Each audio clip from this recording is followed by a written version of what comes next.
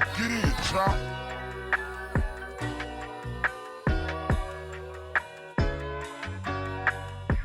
I'm a bit self-aware, sometimes it's fucked up, but life is gonna lie, so I ain't gonna slow up. I'm on a mission to change the face of mental health, kicking knowledge to my people, cause you know that health is wealth. It's your lucky day, cause you tuned into the greatest. Out here striving to survive, sometimes we fake it till we make it. If your mental health is slipping, then please don't touch that dial. Go and grab a cup of tea, cause we gon' be here for a while.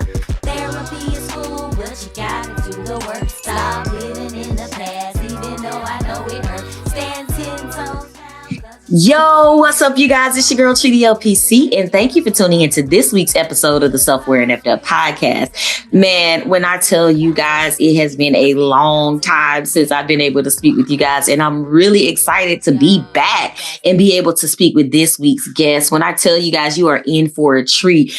I've known this woman my entire life. She's known me my entire life. I haven't known her entire life because, that just wouldn't really be possible. But she's been in my life for many years and I love her so, so much. And I can't wait to talk to her and really get to know her in a new light. Her name is Barbara Davis. I was about to say her own name and I don't want to get beat up. So Barbara Davis, she has been in the field of mental health for over 25 years. She's worked in many different roles. I remember working at the Bradley Center, calling her over at Crescent Pines, doing all kinds of stuff, trying to get my people in. So she's been doing this for a while. She's a fierce mental health advocate, and she currently works as an intensive case manager for a nonprofit organization, helping people everywhere. She has a heart to help. Her mother had a heart to help, and I just can't wait for you guys to meet her and learn more about her. So without further ado, please welcome to the Self-Aware and Effed Up podcast, Barbara Davis. Hey, Barbara. How you doing today? I'm doing good, Sandtrice. And we talked earlier, and I see you are doing well, and I'm so excited to be a guest on your show. A little something about myself. I was born in LaGrange, Georgia. We call it Trapp County. I'm the oldest of three siblings. I have two younger brothers. Had two younger brothers. One of them is gone on, but I have another one. Titus is my younger brother. Still have my aunt in LaGrange. She's 93 years old. I go down, I help take care of her from time to time and everything. So, like you were saying, I'm in the mental health field. I work now as an intensive case manager, but I started out as a receptionist at Peachford Hospital many years ago. Wow. And everything. And I worked my way up. I've even gone back to school in 2005. I remember my brother telling me I was too old to go back to school. And I was like, okay, I'm not going to even listen to you, whatever. Okay. So I was in my mid-50s. And I went back to school. I had to start all over because they wouldn't take any of my credits. So I started with my associate. I went for my associates and got my bachelor's in human service. So I was like, why stop now? Let's go on and do a master's. So I have a master's degree in leadership. Okay. So that's kind of about me. And I had two children, Skeeter and Tammy, and I have three beautiful grandchildren.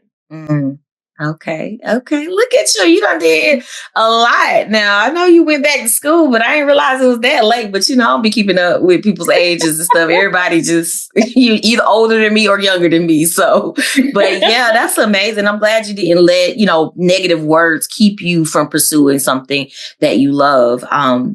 So I know you kind of gave me a little bit of family history, but part of, one of the reasons that we kind of decided to do the show is just to talk about how you overcome some of the struggles, because I know you had a good foundation, but things happen in life. So can you tell us a little bit about just some of the challenges that you faced earlier on, because you've accomplished so much now, but I want to know how you got to where you are and some of the roadblocks that you experienced along the way.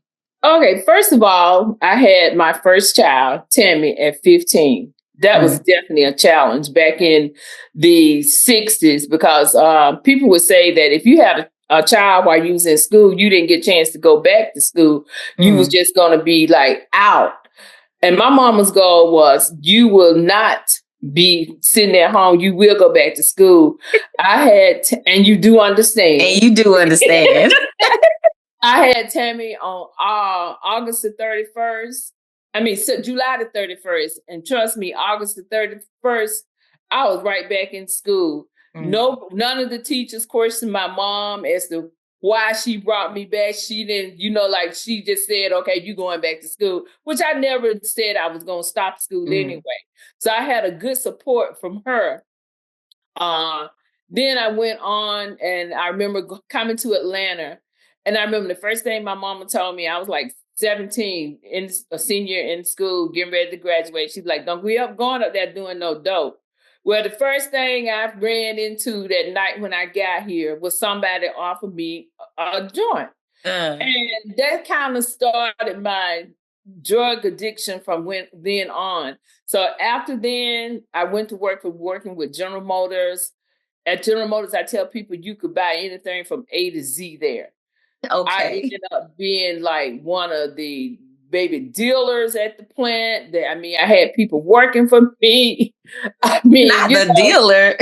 A dealer, because my husband grew, my ex-husband, he grew marijuana, so everybody would come to us to get it. So I had people selling for me at the plant. Okay. And, like I say, at General Motors, you could get anything from A to Z. So I had to overcome that. And then once crack became popular, I just, people, I remember a psychiatrist asked me well, why are you dealing with it? Why going on? I said, I'm just curious.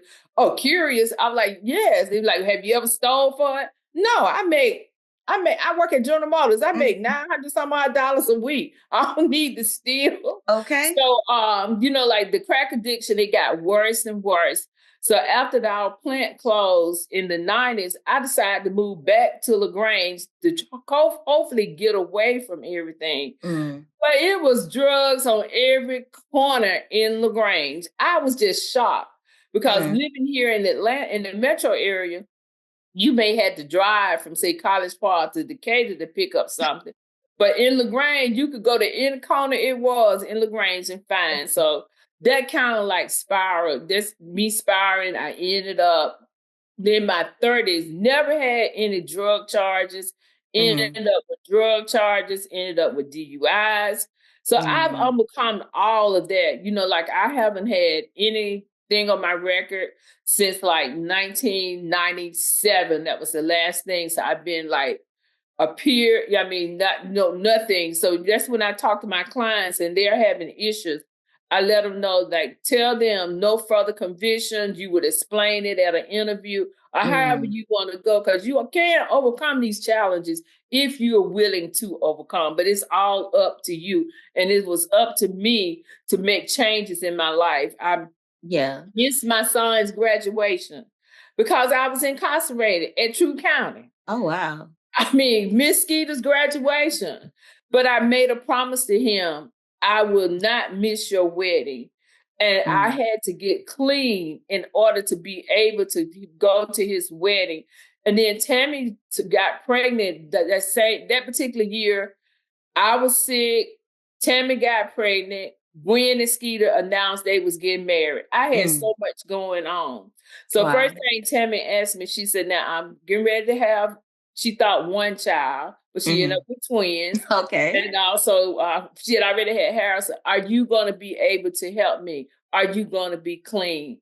So I had to realize I had to get clean, not for only for myself, but I had to get clean in order for my children to respect me. I know that they probably got, I know Skeeter got teased. He probably got talked about because I was in LaGrange and in LaGrange, everybody know everybody's business. Right. So, because I can remember some people would call my mom and tell my mama, well, she over there in the projects. I was like, how they know that? Well, we had one person lived in the project that knew everything. They called the next person. Gotcha. And everything. So, it was just some challenges I went through.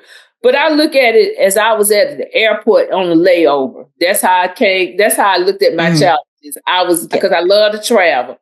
I'm at the airport and I'm waiting to see where God is going to take me on my next trip. I'm waiting for my plane to land so I can get on. I can go to my next journey. So that's how I looked at my journey. I got you. Come on, Pastor. I'm not just messing with you. But listen, you put that thing together, baby. But I love that, and I'm gonna tell you like this: as somebody who was around then, I had no clue or whatever. But I also had no clue about what my mom was going through, and what I partially knew what my dad was going through with crack addiction, but I didn't fully know. I didn't know my mom was on crack until 1999 when she got clean. So it's like, I guess I wasn't in the streets, but I had no clue. Like, even hearing you talk about it now when you set up the timeline, and I'm like, hold up now, I was around then, and I just did not know. So you must have hit it well when you came to church. But your grandmother rather, and Jen Ann, they were two of my big supports. And I know Jen Ann probably knew what was going on. Yeah. But she never judged me. Never judged me at all. And your mama didn't either. I would come over there sometime on my lunch break. We eat lunch together. We still talk about that. And then I may be going around the corner before I go home, pick up something, because, right around the corner. Addie Street. Listen, you probably could still get some stuff on Addie Street. I don't know, but you had some motivation and some things to look forward to in terms of like having your twins, grandkids born, and being able to be there for Skeeter and Gwen in their marriage. I know that those were motivating factor, but how did you actually get clean? What work did you have to put in to get there? While I was incarcerated down in True County, they told me I had the option. Either I was going to have to stay in jail, because I went around April this time of the year, and I wasn't going to be released until the next year. I was like, oh no, I can't stay here that long. So then you got your jailhouse lawyer. They told me that I can get 2 for boy, so I'll be out in 3 months or so. I was like, oh, I can't do 3 months. So they told me if I go to a drug rehab center, check myself in, that I could be released from jail. So that's exactly what I did. Well, I called Atlanta Union. I remember Atlanta Union Mission came down to the jail and they did church with us.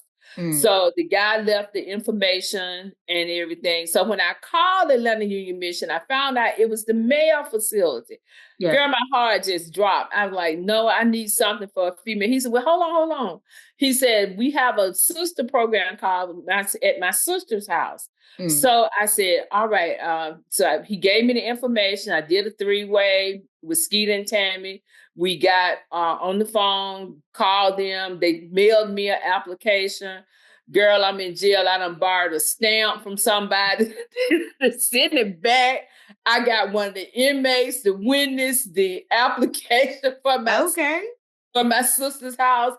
So that was the condition of my release, that I check into a rehab center. So in 1999, I checked into my sister's house PDP program.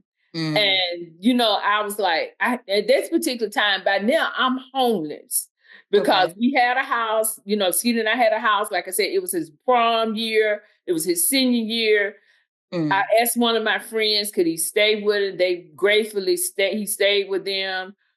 They got to move my stuff out the house, put it in a storage.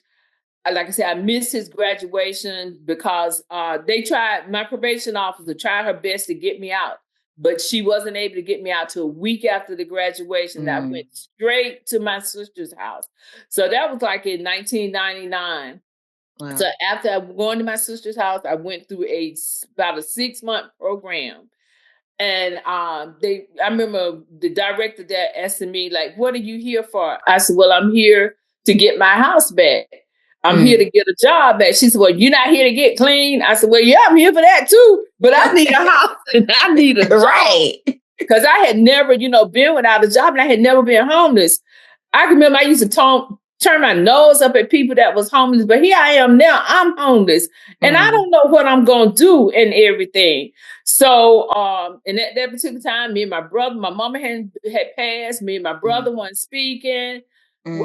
Tammy was there for me, but it was just like a roller coaster, just like a roller coaster ride. Skeeter, he was there, and I can remember they came out. We was having friends and family day with my sister's house. Okay. And I was like, oh my God, my baby's not gonna be able to come because we don't have no car. I remember he brought, the 24/7.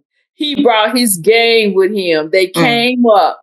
And for them to go around the room and said, we are here to support Miss Pinson, girl, that meant the most for me because I knew they knew what I was doing, but they never said it. Even to this day, those guys, they have been, if I call them right now and say, they still call me Miss Pinson. Miss Pinson, I need something. They're going to stop what they're doing and they're going to be here. So that's what I overcome. Going through that PDP program, that personal development program.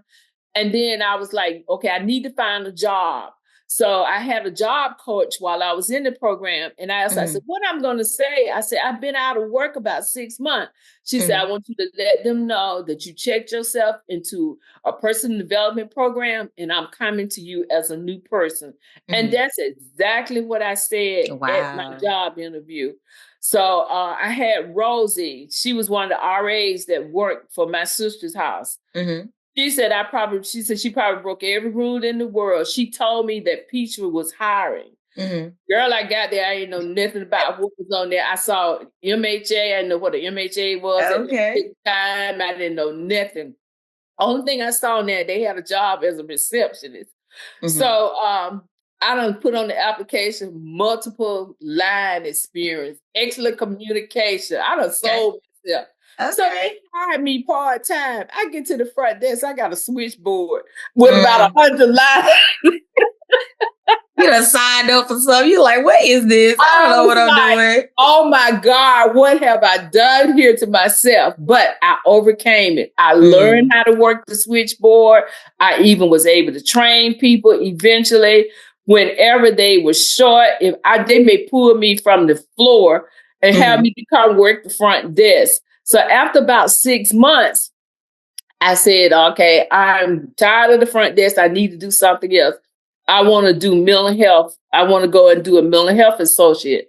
So I had the interview and I told her my story that I'm coming to about, Peace basically being an addiction hospital. So I fitted in right with everybody. So I was able to start that journey into my mental health. I have not looked back. Where I am today, I went to work. They wanted me to do social activities. I started out as an RA. Then we have gone to Tennessee. We've gone to Alabama. I'll tell my clients be up at 5:00 in the morning. We going to the Tom Joyner Scott show. So they be like, how you get them people up that early? Hey, you just have to meet them. I always meet them at their point. If you know that they like music, let's go to the show. Let's have a good time. So that's how I've overcome, with plenty of prayer. I had people praying for me. I had to pray for myself. And because I could ask God, the day Friday, you get paid on Friday. I'd be like, Lord, I'm going to the bank and get my check cash. Yeah. Please don't let me run into no dope deal. Who I run into coming out the bank? They had that good stuff too. 40 hours making this money. 2 hours later, it's all gone. So, and then I learned it wasn't about the willpower, but it was the power for me to choose. I had to choose in my life what I wanted to do. Do I want to do the drugs, or do I want to do this the rest of my life? I'm 72 years old. I can't see myself at 72 out there trying to do some dope now. I would be dead. So I am glad that I went through what I went through, because if I hadn't went through what I went through, I wouldn't be where I am today. Like I say, I look at it as being at the airport, that I'm on a layover and I'm waiting for God to tell me where I'm going the next time. Gotcha. Girl, you keep on talking about that layover now. Listen, first of all, but no, that thing will preach right there. And I say it because it quickened my spirit the way you speak about it. You got me over here emotional because as you were talking about, just when you're talking about Skeeter's friend and his friends showing up for you, because I know, Skeeter's crew, and like even just watching them still be by your side after all of these years and just still showing up for you, like that did something to me, because you don't see friendship like that where you still be there for that person's mom, and them some real dudes. So I just wanted to shout them out because that really touched me when you said that. I was like, that's crazy. Yeah. Yes. Yeah. So you've were on this layover, and then you pivoted, you found your way into Peachford as a receptionist, and then you were able to maneuver into other positions, moving into Crescent Pie. I don't even know what you did at Crescent Pie. I just know I needed a bed. I was a mental health associate there. Okay. Yeah. So yeah, Gotcha. but but I haven't had access to the mission board, and then like when you call, and then I could tell when you sent somebody because they had on them blue scrubs. First of all, there were some nice little blue scrubs we had at the Bradley Center. But yeah, I appreciate you taking my people. Them taking my people made me look like a rock star for a lot of years. So yeah. Gotcha. What would you say was one of the biggest challenges you've kind of faced? Like, because drug addiction, to me, that's huge. Would you say that's the biggest challenge you faced? No, the biggest challenge I faced was losing Skeeter. Yeah. I did not. I mean, Sandtrice, I think for like a month, I was depressed. I was just clinically depressed. Mm-hmm. I did not want to do anything. I couldn't understand. Out of all the stuff I'd done, why would God take him and not me? Like he was 35 years old. So I had to I didn't do therapy, but I had co-workers and people that I could talk to. Mm-hmm. And then I think that's why God placed my husband in my life, because we got married December the 20th, and Skeeter died the next year, March the 14th. Mm-hmm. Had I not had somebody here with me or been married or something, I don't know. I probably would have turned back to addiction. I probably would have went back, because losing a child, you can lose your mama, you can lose your daddy, but and you can lose siblings. But when you lose a child, it's a different kind of, it's a different kind of grieving. It's a different kind. And I had to learn, how to deal with it. I can remember, I could hear the songs that were sung, and I'd be driving, and I have to pull over because I would get so emotional. Mm-hmm. But, then I had to realize I gave him back to God when we had him christened. Mm-hmm. And it took me a minute, and I had to realize that he only was lent to me for a little while. Yeah. So I had to give him back, but I didn't want to give him back that soon. But that has helped me overcome my challenges. Still today, I can, I have a picture of him in my garage, a mural that one of the guys made. I go out, I talk to him every day. Good morning, Skeet. How you doing? Mommy, love you. So that helps me a lot. So that was my biggest challenge that I think that I ever had to go through. Yeah. That's really difficult. I think I know it's a lot more difficult for you than it was for any of us, but I think it just caught us all by surprise. Like, right. I remember waking up to that news, and I remember all the songs, but I feel like Titus, did he sing his? Yes. And I was, yes, Titus song, that's whatever his song is. It's like his signature song, but TD. I Won't Complain. I Won't Complain. Yes. And I had told Ken, I said, if he get up and sing that song, I'm going to sit him down. But he said, because I was like, but Titus was so inspirational. Everybody, that night at the hospital, it was about 100 people there. Yeah. Titus called to get him brought back to LaGrange. Titus and Willie T, they went down, they embalmed him. Titus dressed him. If he hadn't been there, I don't know what we have done. Right. Just like he always tell me now, he said, I've never seen a mother and a daughter-in-law do like you and Gwen. He said, all the time we have so many people come to the funeral home, they want to argue what's going on. Yeah. They done cussed each other out. He said, y'all came in there, took care of your business. And, still to this day, Gwen is like my daughter. She's like still, people, she said, they asked her, you still talk to your mother-in-law? She said, yeah.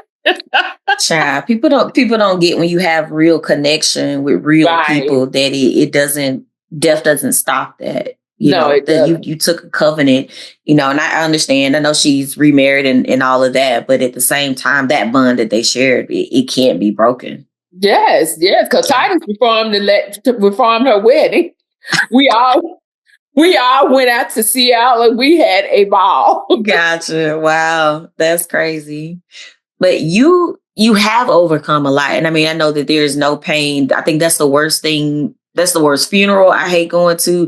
That's just the worst experience for a parent to lose a child. I hate seeing people lose their parents as well. Mm-hmm. But it hits different when you are losing a child. It has to be a different level of pain.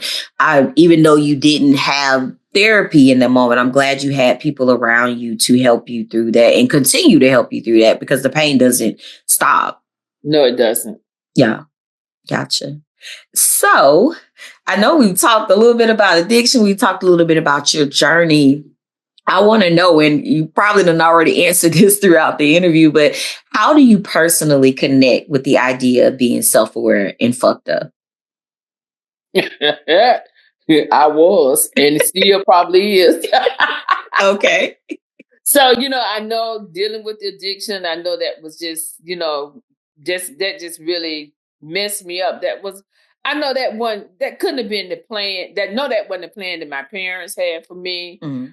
But I had to become aware of who I am. I had to learn to love myself, because growing up, I got teased as being like black, short hair, done about it, Bobby doll, Bobby pin. They called me, and their song came out, Baba ran. I was just teased. And then, at that particular time, you didn't call it bullying, but I was actually bullied in school. I was like, and bullied around my other friends and everything. So I had to finally learn. It took me a long time to love me. Like today, I love myself. But for years, I didn't. I did not love myself. So I'm like, now for my self-awareness, I don't mind taking a mental health day. I love to travel. I'm active. My husband said I do too much. I think I'm superwoman. But I love to I stay active, because at 72, I cannot be sitting here in this house every day listening to what we're going to eat, or what we're going to do this, or what we're going to do that. So I don't know. I have my plans are to maybe retire next year. But for right now, my self-awareness is to stay busy, to help somebody, and to do whatever I need to do to, to help me along the way, because that helps. When I'm helping somebody, it helps me to help me. Yeah. No, I definitely get that. You keep saying 72, and in my mind, you're still the same age you were when I was 8. So when you say 72, I'm like, what is she talking about? But I mean, I get it. And then now that you're saying it and it's hitting me, I'm like, and yeah, why are you still working? But that's topic for a different day. Gotcha.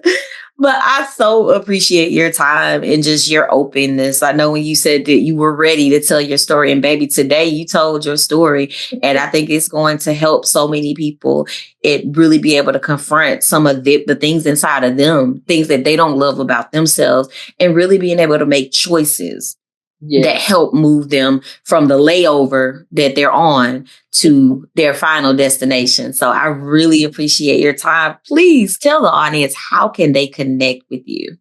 You can check out my Facebook page, Barbara Davis, or you can email me at Barbara Pinson, P as in Paul, INSON, at bellsouth.net. Yes, there is a bellsouth.net, because that used to be AT&T. It's still Yahoo, but it's bellsouth.net. I'm done. And you know what? I'm just, the guests that I have for next week, they are, y'all, there is such an age gap between the two of you, but they also have a Bell South email address too. And I was cackling when I saw that. I was like, oh my God. Because I understand why you have a Bell South email address, but I don't understand why she does. But I'll tease her about that next week. But nevertheless, Thank you again so much for your time. I love you. And I'm really grateful that you decided to be a part of this show. It means so much to me that you see the work that I do and that you want to be a part of that and you wanted to share your story. I interview people from all over the world, but I think this interview has meant so much more to me just because of the fact that it's you and you were so open and so willing to help people. And I love what you do. Keep doing it. I'm proud of you. So I appreciate you so much. Thank you for having me. You know, I'm super proud of you because I remember that little girl way back in the third grade. That smart little girl at school and then get home. First of all, don't do that. Tell them what I did when I got home, Barbara. That mouth.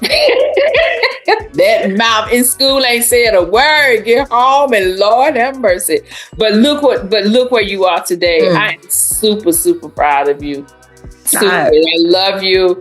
I love you. I appreciate that. But yeah, hey, I was a bad little child because I had a lot of issues going on in the inside. But look at what God can do with you and with me. So yes, thank you. Yeah. So guys, please make sure that you connect with Barbara. All of the information of how you can connect with her will be in the description of this episode. Also, please make sure that you guys follow me, Tree the LPC, on all social media platforms under the handle Tree the LPC.